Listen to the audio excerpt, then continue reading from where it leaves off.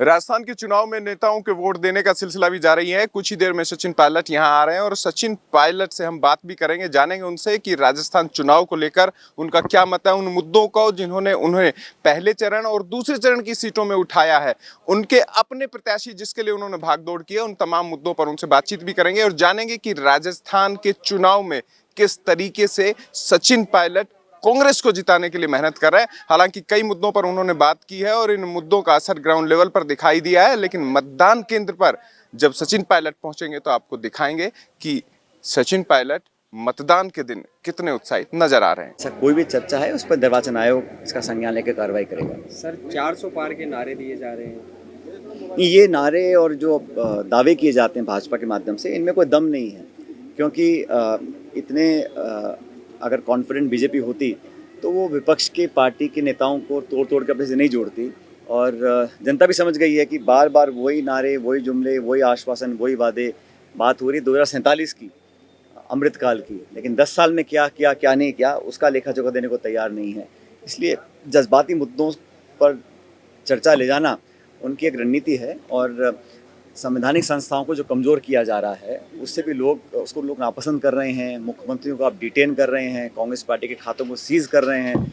इन सब बातों का भी एक नकारात्मक प्रभाव जनता पे पड़ता है, लेकिन जनता बहुत समझदार है। पब्लिक चाहे बोले कम, लेकिन अपने मन से, विवेक से सही व्यक्ति, सही पार्टी को वोट डालकर जिताएंगे। 2047 का नारा देने से प्रधानमंत्री विजन 2047 को लेकर वही तो मैंने कहा ना, तो अब आप 10 साल से सरकार में हैं और मैंने कई जगह कहा कि 10 साल सरकार को हो गए, 5 साल और मांग रहे हैं। और जो नौजवान फौज में भर्ती होकर नौकरी करना चाहते हैं, देश सेवा करना चाहते हैं, उसको आप दे रहे हैं 4 साल।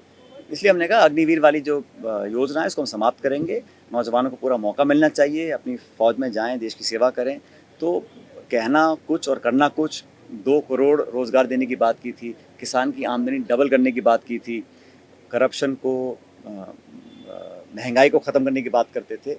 उस पर कोई कार्रवाई नहीं करी अब तक। अब तो सिर्फ 2047 की बात हो रही है और 5 साल और मांगे जा रहे हैं और दावे बहुत बड़े किए जा रहे हैं। मुझे लगता है दावों में कोई दम नहीं है। राहुल गांधी कह रहे हैं 150 सीट आएगी, पहले 180 का उनका प्रेडिक्शन था, अब उन्होंने कहा तो बहुत संभव है, मुझे लगता है बहुत संभव है, क्योंकि जो माहौल दिख रहा है, जो गठबंधन हमारा स्ट्रॉन्ग है, बड़े बड़े राज्यों में इंडिया गठबंधन बहुत मजबूती से चुनाव लड़ रहा है खासकर महाराष्ट्र में, बिहार में, तो हम लोगों को बहुमत मिलेगा। मैं जम्मू कश्मीर होकर आया हूँ, मैं अब केरला जा रहा हूँ, तो देश के अलग अलग कोनों में आवाज़ उठ रही है बदलाव की। और मैं फिर कहता हूँ, ये चुनाव बदलाव का चुनाव है और इसकी सुबगाहट पूरे देश में मुझे देखने को मिली। आरक्षण का बड़ा मुद्दा बन रहा है सर, ST/SC रिजर्वेशन लेकर प्रधानमंत्री मंच से सफाई खत्म नहीं करेंगे। भाई, अगर ऐसी कोई चर्चा भाजपा के नेता नहीं करते तो सफाई देने की ज़रूरत ही नहीं पड़ती। अगर भाजपा का शीर्ष नेतृत्व खुद सफाई देने पर मजबूर हो रहा है तो कहीं ना कहीं बिना धुएं की आग तो होती नहीं ना। तो उनके नेताओं ने ऑन रिकॉर्ड बातें बोली हैं, इसलिए उनको सफाई देनी पड़ रही है। जब राजीव गांधी जी के पास 400 सांसद थे, उन्होंने कभी ऐसी सफाई दी ना, हमारे किसी नेता ने ऐसी बात बोली। तो कहीं ना कहीं इन बातों में कुछ तथ्य होगा, इसीलिए बार बार सफाई देनी पड़ रही बीजेपी को। पूरे देश में जा रहे हैं, कोई अंडरकरंट दिख रहा है क्या? मुझे तो ये कोई वेव नहीं दिख रही है इसमें। और बहुत कोशिश की गई इस चुनाव में जज्बाती मुद्दों को हवा देने की, लेकिन पब्लिक बहुत समझदार है, किसान आंदोलित है, नौजवान बदलाव चाहता है, शिक्षित बेरोजगारों का भविष्य अंधकार में है, महिलाएं भी आज त्रस्त हैं। सब लोग चाहते हैं कि बदलाव हो और ऐसे लोगों को मौका दें जो सचमुच में विकास की बात करते हों।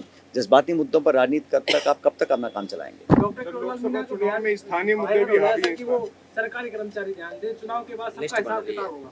जो भी कोई ऐसे नेता बात करते हैं वो सब रिकॉर्ड पे आता है और मैं उम्मीद करता हूँ निर्वाचन आयोग कि वो निष्पक्ष कार्रवाई करे। सत्ता या सत्ता के प्रभाव में आकर कोई भी अधिकारी अगर काम करता है तो मैं समझता हूँ वो चुनाव आचार संहिता का उल्लंघन है।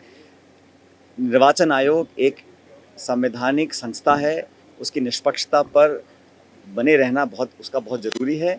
और मैं उम्मीद करता हूँ कि इलेक्शन कमीशन हर ऐसी कोई घटना का पूरा ध्यान देकर कार्रवाई करेगा, ताकि जमहूरियत में, गणतंत्र में, लोकतंत्र में जनता का जो अटूट विश्वास है वो बरकरार है। So this 10-year report card is, I think, the biggest issue. To my mind, the promises that have been unkept, that have not been fulfilled, are a real challenge for the BJP.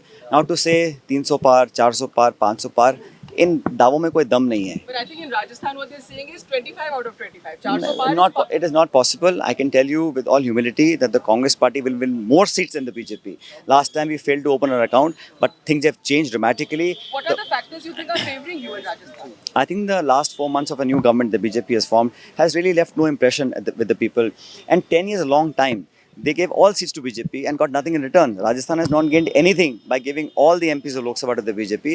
There's a change. Our candidates are better. Our campaign is much more rigorous. Our workers are more enthused. And there's a yearning for change across India and more so in Rajasthan. I think आप जो कह रहे हैं वो एक important point है जो आप कह रहे हैं कि जो भजनलाल सरकार है कहीं ना कहीं उनके लिए भी आपको लग रहा है ये लिटमस टेस्ट है। भाई सरकार को बने सिर्फ 4 महीने हुए हैं।